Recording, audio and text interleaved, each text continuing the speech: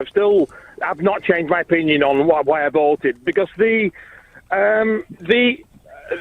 look at Italy. You've got Italy, Spain, Greece, Hungary, Poland. You've got so many cracks across the EU.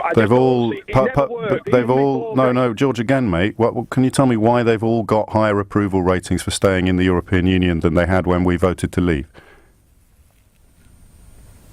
I don't believe that. I mean, Italy's just voted in a very anti-EU party over there. They're both sides of it. The Lega. No, George, mate, you need to perhaps extend your reading a little further. Both sides of that coalition, the Lega and the Five Star Movement, yesterday announced they have absolutely no intention of leaving the Eurozone, let alone the European Union. So I'd ask you again, because I know a lot of people... Not as yet. A lot of people sell this line. No, not ever. A lot of people sell this line. Look at Italy, look at Portugal, look at Spain. It's become the new, they need us more than we need them, or it's become the new, get back control of our borders. But you know what happens when you pull those threads. They fall apart like a cheap suit. So you need to tell me why support for the European Union in all of the southern European countries that you've just mentioned has gone up exponentially since we voted to leave, and they've had a look at what leaving looks like. Why do you think that is, George?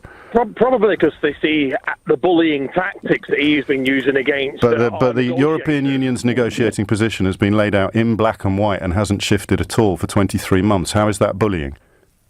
No, I'm just saying that the way Barnier and the way Tusk and Juncker have been acting towards our negotiators. They've been representing the interests of member states, which we could still be if you want. But again, I mean, it's another word that I understand why you use it, and I could spend 10 minutes listing all the people who've poured this nonsense into your ear.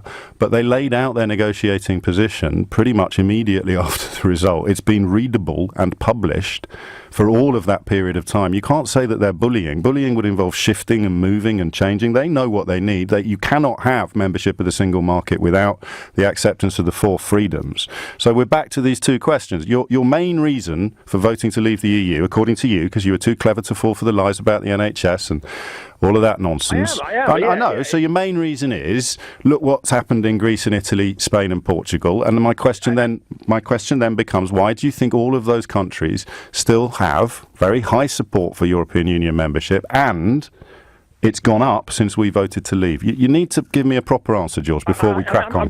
I'm trying. Go on then. Well, try harder, my friend. Right. Let's look at a country like another sort of United States, as it were. Like you've got European Union with all these member states and everything like that. Let's look at the United States as an example. Right, in the States, you've got 52 states, all of a very similar wage. George, I'm 3 minutes late for the news. I don't really understand why you're describing America to me. What I'm trying to say, the European Union doesn't work. You've got too many. Okay, then why does everybody else want to stay in it? Everybody else doesn't want to stay in it. All right, George, and that's where we part, because now you're fantasising and I'm sharing facts with you. And that's great. Let's shake hands, move on, and I hope your unicorn arrives soon.